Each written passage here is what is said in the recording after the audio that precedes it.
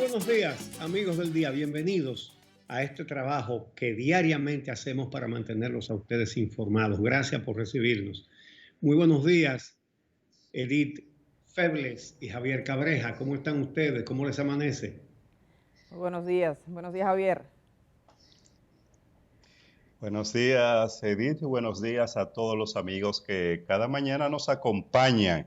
Hoy, día 9 de septiembre, miércoles 9 de septiembre, con el compromiso de informarles sobre los principales hechos acontecidos en el país durante las últimas horas y compartir con ustedes una interesante entrevista con el abogado Francisco Álvarez Valdés, Pancho Álvarez. Con él vamos a hablar del proceso de selección de la Junta Central Electoral que lleva a cabo el Senado y que comenzó con los trabajos de esta comisión especial que conformó esta institución del Estado, y también vamos a hablar sobre los cambios, las transformaciones en el Ministerio Público. Así que muchas informaciones de interés. Pero como cada día comenzamos dándole seguimiento a la situación epidemiológica del país y la crisis sanitaria generada por el coronavirus. Adelante.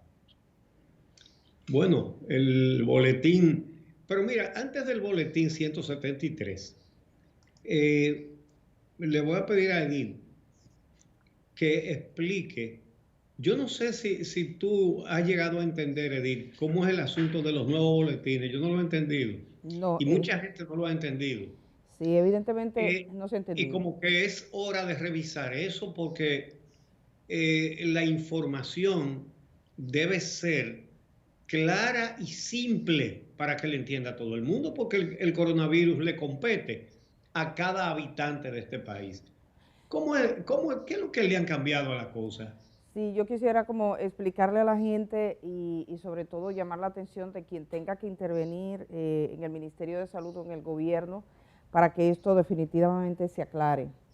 Debo decir, cuando empezó la etapa del COVID-19 en República Dominicana, el gobierno dominicano en ese momento, presidido por Danilo Medina, formaron una plataforma digital en la que se suscribieron todos los periodistas, fueran del área de la salud o fueran de otra área, para tener un diálogo permanente de lo que ocurría. Ahí se daban los boletines, ahí se informaba de las ruedas de prensa, ahí uno pedía un turno para preguntarle al ministro. El ministro de Salud Pública, entonces, Sánchez Cárdenas, dio una entrevista, una rueda de prensa prácticamente todos los días. Al principio eran ruedas de prensa muy necesarias, con todos los datos. Usted puede cuestionar o no la manera en que hablaba, o si había datos que después usted podía confrontarlo y tenía un poco más o un poco menos, pero la verdad es que estaba ahí disponible para responder las preguntas de los periodistas. En esa plataforma digital, para que tengan una idea, está desde Alicia Ortega, Nuria Piera, hasta el corresponsal más lejano del país. Es decir, había gente de todos los medios de comunicación, los más notables y los menos notables, o que no se reconozcan, todos eso estábamos ahí. Esa es una plataforma muy útil porque uno podía formular preguntas, entonces el mecanismo era, el periodista se apunta, incluso por mensaje directo, con una persona que el Palacio designó, porque esa es otra. O sea, el Palacio Nacional asumió la información del COVID-19. Hay una máxima que dice que lo que está bien no se arregla. Es decir, si algo está bien, usted no tiene por qué arreglarlo. Entonces había un mecanismo claro, transparente y permanente de informar. ¿Qué ha pasado ahora? Lo primero, el PRM dio muchísimas informaciones durante la transición y antes en campaña, es decir, tenía un equipo de salud, usted pone equipo de salud del PRM dice, y le pone COVID-19 y usted va a encontrar que los mismos que hoy dirigen daban información, cuestionaban la información que daba el ministerio, o sea, estaban atentos a responder y usted los podía llamar y ellos respondían. Ahora asumieron el mando de la cosa pública y entonces lo primero que hacen es que dicen ya no hay ruedas de prensa. Es decir, los periodistas no pueden preguntar, pero tampoco han dicho cuál va a ser el mecanismo para aclarar las dudas que puedan surgir, las preguntas, los datos que tienen. Es decir, hasta ahora vemos que el ministro da una declaración en un medio, otra declaración en otro medio, pero eso no satisface, digamos, en un estado de pandemia como esta República Dominicana, que todo el mundo necesita información. En medio de esa situación donde no se responden las preguntas, ellos deciden cambiar el boletín, los mecanismos del boletín. ¿Por qué lo deciden? Bueno, informan de 35 muertos en un boletín con el mecanismo anterior y los medios titulan 35 muertos o 16 muertos, 16, no recuerdo bien, usted recuerda que lo leímos uno a uno, en las últimas 24 horas. Entonces ellos salen y dicen, no señores, eso es de 4 semanas atrás donde pasó esto y esto. Pero eso mismo pasaba antes, pero como había una rueda de prensa, por ejemplo, San Francisco de Macorís, hubo un rezago, el ministro de Salud Pública le dijo a los periodistas, señores, en este boletín, San Francisco de Macorís hoy registra 14 muertos, pero esos 14 muertos no son de ayer, son que lo teníamos atrasado por esto, esto y esto, y a nadie se le ocurrió titular 14 muertos en las últimas 24 horas, porque estaba claro. Entonces ahora, como para aclarar, dicen los muertos del día y los muertos de las últimas 4 semanas. Para que tengan una idea de lo que está pasando y de lo complicado que es como decir, hacer de lo simple algo complicado. La idea es que lo complejo se haga simple. Usted pone en un buscador, la NASA informa y usted entiende lo que la NASA dice, y la NASA trabaja con cosas complicadas. Salud Pública trabaja con cosas que son sencillas porque son pacientes. Entonces ahora se está complejizando. Vamos al boletín, a la productora, número 172, como lo presenta el Ministerio de Salud, para que puedan entender lo que está pasando. Y vamos a focalizarnos en ese boletín, número 172, en el informe de las defunciones o las muertes que son las que están trayendo problemas. Si nosotros miramos de antes de ayer, el boletín dice, si le entramos ahí en el segundo renglón de la izquierda, que dice defunciones, vamos a ver que dice total 1.864 muertes. En las últimas 4 semanas, 160. En las últimas 24 horas, 1, ¿verdad? Nos quedamos con 1.864 en este boletín, que es el boletín número 172. Ahora vamos a ir al boletín del día siguiente, que es el del día de ayer, el boletín número 173, y vamos a ir al mismo renglón para que ustedes vean lo que pasa de un día para otro. De un día para otro lo que pasa es que los muertos aumentan de la siguiente manera, dice, en las últimas 4 semanas, 159, es decir, en el día anterior tenía 160, pero ayer tenía uno menos, 159. Y esto me han explicado que es porque son las últimas 4 semanas, quitan un día y quizás en ese día no hubo muertos, pero el día anterior decía en las últimas 4 semanas 160 y ayer decía 159. Y dice en las últimas 24 horas 5. Si usted ve que quitan 1 y se suman 5, quiere decir que hay 4. Pero el número total aumentó 25, 1.889. Es decir, que en el 172 teníamos 1.864 y en el número 73 tenemos 1.889. Yo quiero decir algo. En esa plataforma todo el mundo ha preguntado en qué consiste, cómo se explica, que alguien del Ministerio de Salud aclare, por favor, cómo se están sumando estos datos. La única posibilidad es que al hacerlo de este modo se baje la tasa de letalidad. Pero si me están diciendo, por ejemplo, hoy los periódicos titulan 5 muertos, nada más hay 5 muertos, pero no es verdad porque en la sumatoria, si usted ve, hay 25 casos más, lo único que 20 son de 4 semanas atrás. Pero ¿qué te dice a ti? Que ayer solo murieron 5 y en 4 semanas no estaremos contando lo de ayer, porque el mecanismo de introducir, de registrar las personas que fallecen en el país no ha cambiado, sigue siendo el mismo. Entonces yo no sé qué tan complejo, complicado o difícil de comprender sea eso. Lo que más me llama la atención de esta situación es la falta de respuesta en un espacio de comunicación que todo el mundo está ahí. O sea, han hecho preguntas desde los periodistas más destacados del país hasta otros periodistas y a veces alguien dice, yo hablé con alguien del ministerio que me explicó y pone la explicación, o yo hablé con alguien de un organismo internacional que me explicó y pone la explicación. Creo que el gobierno debe retomar y hacer de forma clara, transparente e informar y estar dispuesto a responder las preguntas sobre el COVID-19. Lo que está bien no se arregla, no se arregla. Eso estaba claro, la gente lo entendía. Y yo le voy a decir algo, pienso, y Uchi me dirá con todos estos años, que si todos los periodistas no entendemos, la población va a entender menos. O sea, si nosotros no entendemos, ¿quién lo va a entender? Eso es básico. Yo creo que ha quedado claro y tengo entendido, según lo que he preguntado, sí, he preguntado a Uchi, me dice que hay varias cabezas, porque como hay un gabinete de salud, ¿verdad?, que lo dirige la vicepresidenta, el ministerio que lo dirige el ministerio, pero ellos tienen que ponerse de acuerdo y decidir quiénes van a ser nuestros voceros, y que determinen en qué momento le van a responder a la prensa. Y recordar que cuando usted responde a un periodista, no le está respondiendo a un periodista, le está respondiendo a la población. Una facultad que debe tener una comunicación eficiente es que sea simple y clara. El pan se le dice pan, al vino se le dice vino. Complicar es alejar al público de la gobierno. Lo cierto es, como tú muy bien has dicho, Edith, que el ministro Sánchez Cárdenas daba una rueda de prensa diaria. ¿Es excesivo? No, hay una pandemia. ¿Cuántas veces? Tengo 72 años de edad y no había visto una pandemia. Es decir, aquí nadie ha visto una pandemia.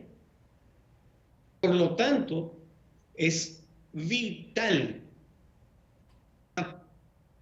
informada, de manera que una rueda de prensa diaria resto en una situación como esta. Y ahora no es rueda de prensa.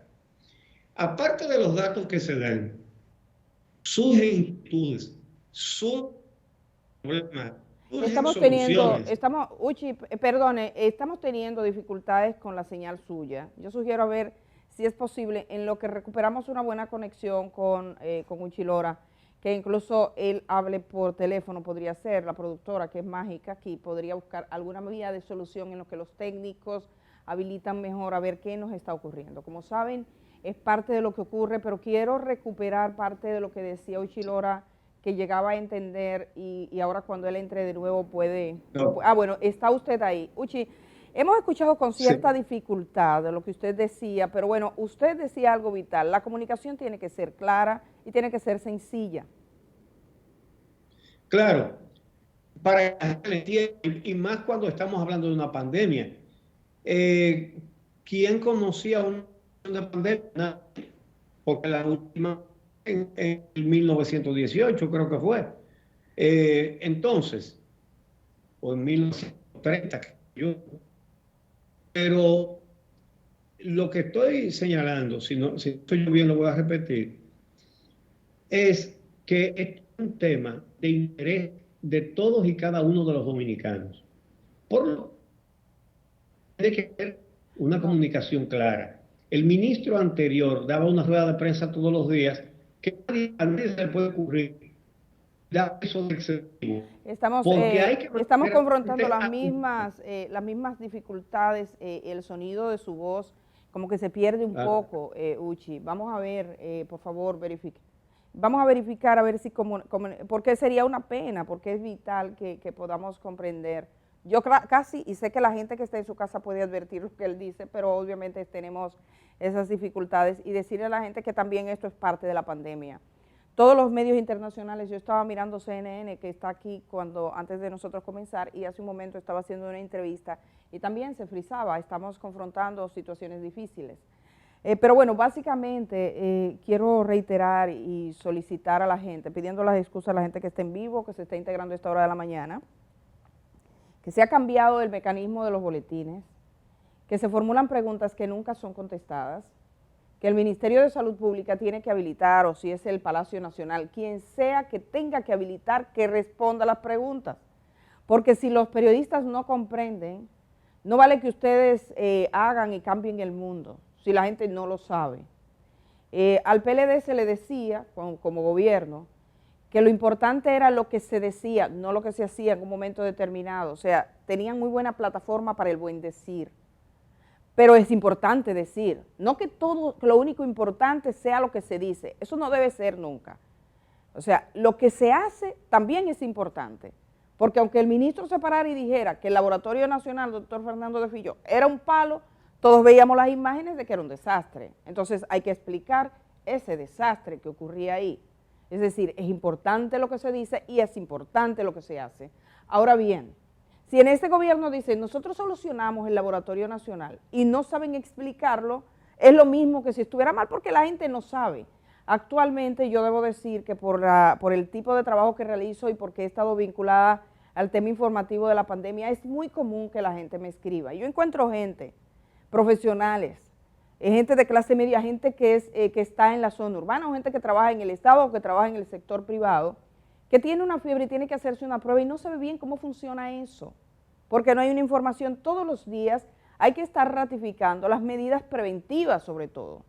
Pero eso no es posible con este silencio. Así que la invitación es para que el gobierno dominicano reconsidere la manera en que ha estado comunicando el tema de la pandemia, porque no es posible que hoy todos los periódicos titulen que hay 5 muertos, cuando en realidad en la sumatoria global habían 25, porque se supone que 20 muertos de hace 4 semanas importan tanto como 5 de ayer, porque eso no tiene sentido. O sea, yo no encuentro cuál es el sentido, pero el hecho no es que él no lo encuentre yo, es que no lo encuentra nadie, es que todos los periodistas todos los días lo están diciendo. Y obviamente yo no voy a hacer público un chat donde están mis compañeros que estamos preguntando en un ambiente que se supone laboral, pero les puedo decir que hay más de 25 preguntas formuladas en el día de ayer a las que nadie responde. Entonces el Ministerio de Salud debe decidir quiénes van a ser sus voceros, o el gobierno debe decidir. No importa cuánto te trabajen, y debo decirles que yo sé, me consta, que hay recursos humanos buenos en el gobierno, dentro del Ministerio de Salud y fuera de él, que pueden responder, por lo cual es inexplicable este silencio. Uchi Lora, recuperamos la conexión con usted. Esperemos que ahora se mantenga. Ay, pero excelente, es un cambio del cielo a la tierra, déjeme decirle. Nuestros técnicos buscando soluciones al momento. Bueno, estaba señalando, lo voy a repetir, que la comunicación para ser eficiente tiene que ser simple, sencilla, fácil de entender, que no puede haber cosas complicadas. Pero además señalar que en el gobierno anterior el ministro daba una rueda de prensa diaria y que eso no es un exceso, todo lo contrario. Eso es correcto porque estamos en una situación de salud pública inédita para todos nosotros y por lo tanto es muy necesaria la orientación. Tercero, el hecho de abrir los canales para hacerle preguntas desde cualquier punto del país al ministro da la posibilidad de que el ministerio se entere de cosas que tal vez no sabe. Si llaman de la Loma de la Cacata y dicen aquí está pasando esto y esto, entonces a lo mejor el ministerio se entera de algo que no sabía. Si es que la gente no entiende algo, le da la oportunidad a la autoridad de explicarlo. Entonces, la transparencia de esas ruedas de prensa es necesaria día por día. Día por día. Entonces, lo peor que se ha hecho es suprimir las ruedas de prensa. El ministro debería poder responder todo cuanto le pregunten. Y si hay algo que no sabe, no hay ningún problema con eso. Dice, bueno, voy a consultar con el director de tal departamento o con los especialistas tal y cual y mañana entonces le damos la respuesta. Pero tiene que haber una comunicación. Es necesario que la gente entienda lo que se está haciendo, lo que se ha hecho, lo que se ha dejado de hacer, lo que se va a hacer. porque de lo contrario va a ser mucho más difícil controlar la pandemia. Se necesita información transparente, veraz y oportuna. Vamos entonces, Edith, porque tú lo has explicado bastante bien, vamos al boletín 173. Efectivamente, aquí tenemos el boletín 173 y para que vean parte de lo que digo, incluso en la misma gráfica nuestra, hoy muestra que solo hay 5 fallecidos, cuando en realidad la sumatoria suma 25. Es parte de las cosas que no se comprenden. Pero bueno, pruebas 2.493, total, ahí ya tienen ustedes. Se hicieron 2.493 pruebas, ratifico que las 7.000, se consiguieron 7.000 y 7.400 y algo, en el boletín creo que 169, pero hemos estado ahí y que son de las cosas que también se podrían explicar en una conversación. Tenemos positivos nuevos, 233, fallecidos dice 5, pero en realidad, como les dije, un poco más. Y ahí tienen ustedes la tasa de letalidad, que baja muchísimo porque, bueno, no se está integrando de forma oportuna. En los casos por países tenemos República Dominicana, que ayer atravesamos la barrera de los 100.000, 100.131. Tenemos con 1.889 muertes. Nos sigue Puerto Rico, que apenas tiene 482 y lo comparamos nosotros más que les triplicamos, y Haití, que debería tener, uno supone, cierta precariedad en el registro, un subregistro, que también lo tenemos nosotros, con 214 fallecidos y 8.362 casos. Le sigue Cuba y posteriormente Jamaica. Estos son los casos y vamos a ver de inmediato. Mira, ¿sí? Antes de pasar ahí, Edith, hay que decir que en ese cuadro, déjenmelo ahí, podemos ver que mientras nosotros tenemos 100.131 contagiados, la suma de las otras 4 Antillas mayores da 51.374.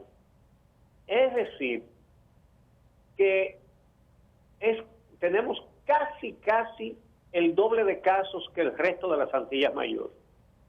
Pero en las muertes es más grande la diferencia, porque tenemos 2.27% más muertes que las otras 4 Antillas mayores juntas.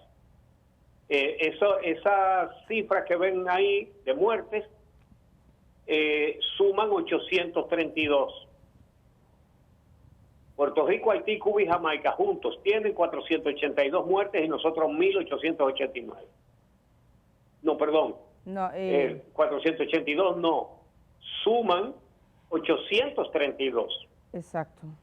Y nosotros 1.889. Y nosotros 1.889.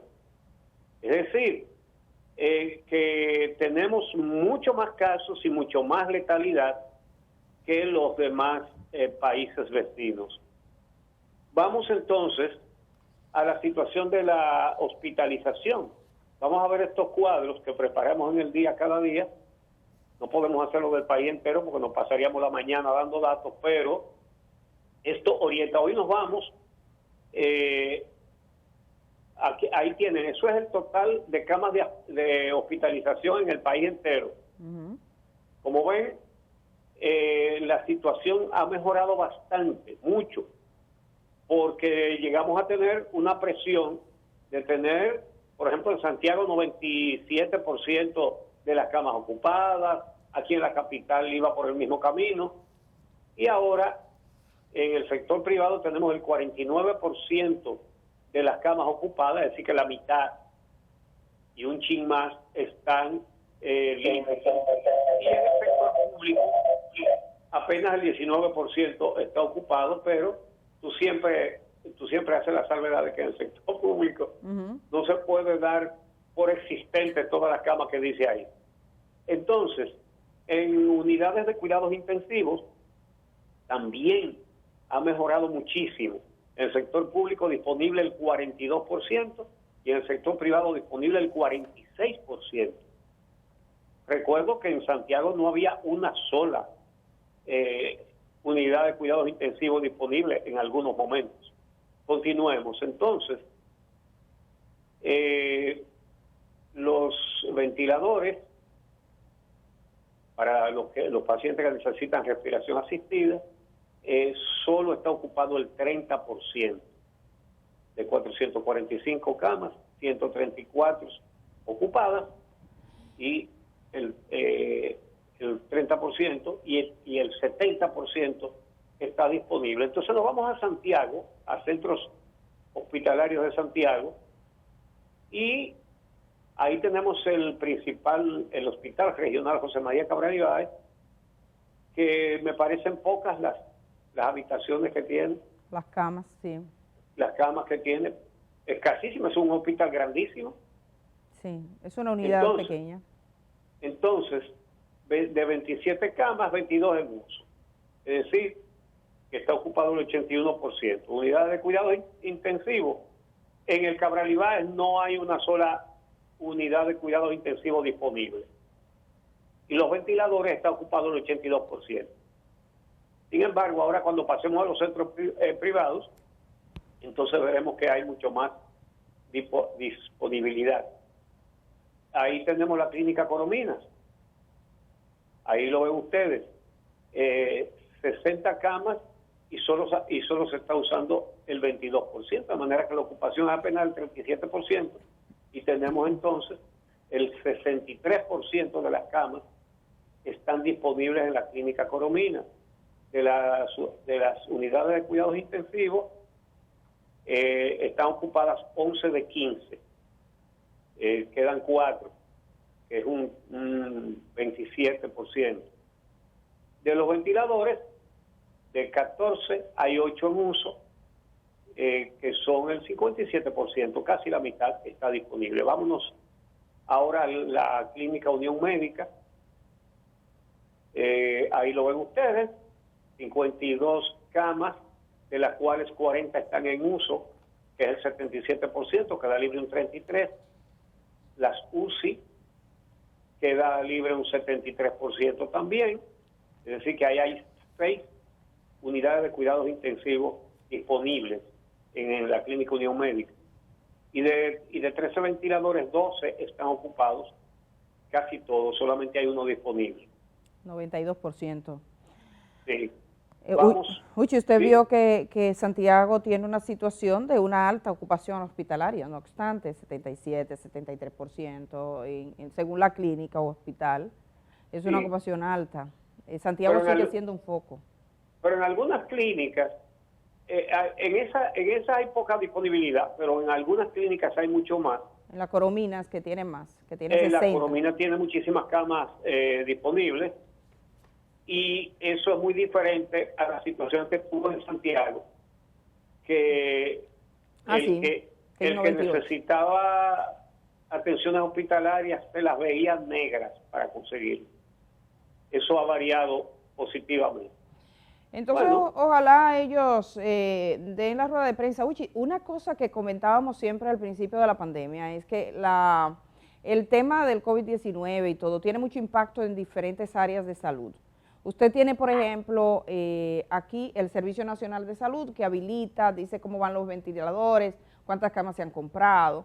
Usted tiene epidemiología, usted tiene los laboratorios que hacen las pruebas, usted tiene el Laboratorio Nacional. O sea, hay muchos aspectos.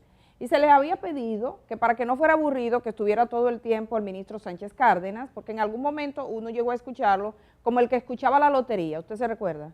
1.500 pesos, 1.500 pesos. Sí, uno lo escuchaba así, como el que está cantando la lotería. Entonces se le dijo, miren, por favor, ¿por qué no integran profesionales de otras áreas del gobierno a esas ruedas de prensa? Que bien se podría decidir ahora.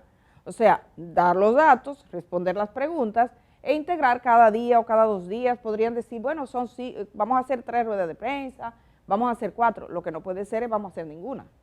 Eso sí que no. Exacto, que, por ejemplo, solo hablaba el ministro de Salud Pública, nunca el director del Servicio Nacional de Salud, que es muy importante porque es la entidad que maneja los hospitales. Había diferencias entre esos 2 funcionarios.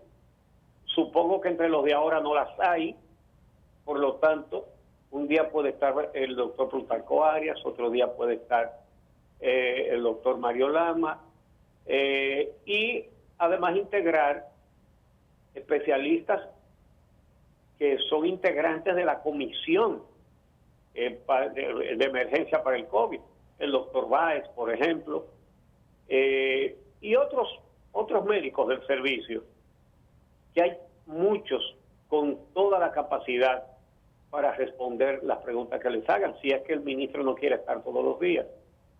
Pero la verdad es que hace falta hacer las ruedas de prensa todos los días para que el país esté al tanto de todo. Vamos a hacer la pausa y regresamos con más temas de actualidad. Cuando regresemos, nos vamos a ocupar de la Junta Central Electoral. Hay varias cosas importantes que decir acerca de ese tema. Regresamos.